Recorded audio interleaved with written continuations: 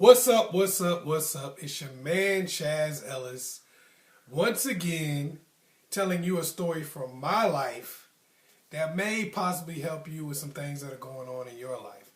I like to call this Story Time with Chazz. Now, when I was younger, I grew up with a whole lot of different people. And one guy that I went to high school with and kind of hung out with after high school, we'll call him Jamal. That's not his name, but for the purposes of this story, his name will be Jamal. All right. He was a real cool dude. Got good grades in school. Played a lot of different sports. People liked him. Had a lot of stuff going for him. Was doing very well in life. He had this cousin. We'll call him Ron. That's not his cousin's name, but we'll call him Ron. His cousin was kind of the opposite in terms of accomplishments. He probably went to high school 50 days out of his entire 4-year career. He would go to juvenile like every other month, and then as we got a little older, he would go to jail like maybe every 3 months. He would be in jail. Just somebody would call you up, yo, Ron went to jail again, man. He did this, he did that. He would constantly stay in trouble all the time, right? So anyway, the group of friends that I had, we'd always go out and hang out with each other and stuff like that. And Jamal and Ron would always talk super crazy about any situation. Like say you were in a club or something like that and somebody accidentally bumped into you. Jamal and Ron would be like, yo, man, if they would have bumped into me like that, I would have punched him in his face. I would have been like, wow. I would have just killed him. I would have choked him to death. I would have, they would just go into this whole thing about what they would do if this person did that to them. Like if somebody said something to somebody, like, man, I would drop kick this dude. And the thing about Ron is, I know for a fact that he would do that stuff. Like I know for a fact that if somebody said something to him, or somebody bumped into him, or somebody stepped on his shoes, I know for a fact that he would drop kick that person. I know for a fact that he would beat that person up. And because I've seen him do it a couple times, and I've heard about him doing it several times because he went to jail for it. He would always go to jail for hitting somebody for like really trivial stuff.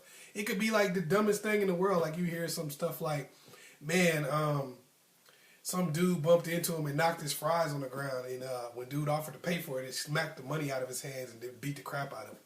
Like, what? Just stupid stuff. He beat people up over just the dumbest stuff in the world. Anyway, but Jamal, like I said, he had a lot of stuff going for him. And I never saw him really get into it. But he would always talk, when he get with his cousin, they always talk like this. Man, I would do this, I would do that if somebody did this or whatever. And the thing about it is, they got a lot of my friends into fights. They got a lot of people beat up. They got a lot of people in trouble because people would, somebody bump into the dude, he was about to walk away, but then they'd be like, oh man, you don't let him do you like that. You don't let him do you like that, man. And then the dude would get in a fight or whatever, and then, sometimes get in trouble. Sometimes he beat the other guy up. Sometimes he'd get beat up. There's all kind of different stuff. But anyway, the thing about it was they would do this on a regular basis. So one time me and Jamal were at the club together. It was me, Jamal, and a couple other people. He had just bought these white and blue retro Jordans. And, it was brand new, fresh out the box. And this dude walked up. Dude is probably like 5'7", 160 pounds, soaking wet. Not a big dude at all. And Jamal's probably like 6'2", 210, not a really huge guy, but, pretty good sized dude. Way bigger than the other guy. That dude steps on his shoes, little dude steps on his shoes, pushes Jamal down. I was like, damn!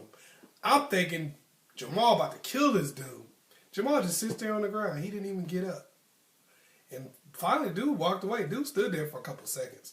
And he just walked away. I wasn't even thinking to help Jamal because I was thinking to myself, like, he's about to get up. He's about to knock dude out. He's about to kill this guy.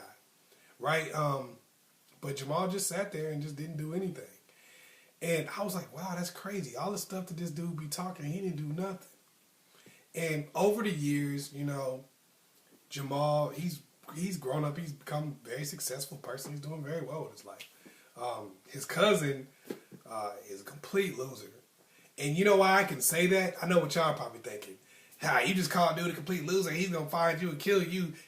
No, he's not. Because he's in jail for like 70 years now. So I'll die of old age before he gets out and has opportunity to do anything to me.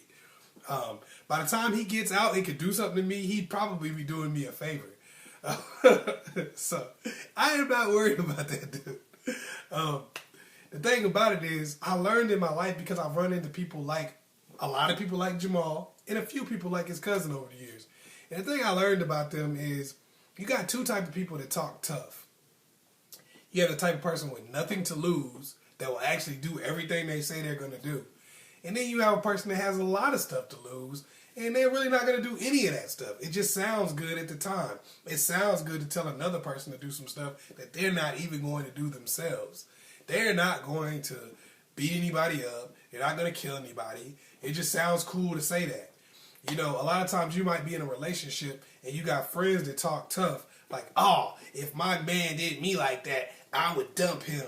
And a lot of times they're being honest because they don't have a man, so they don't have that to lose. Or the dudes that they have aren't really people that they really care about.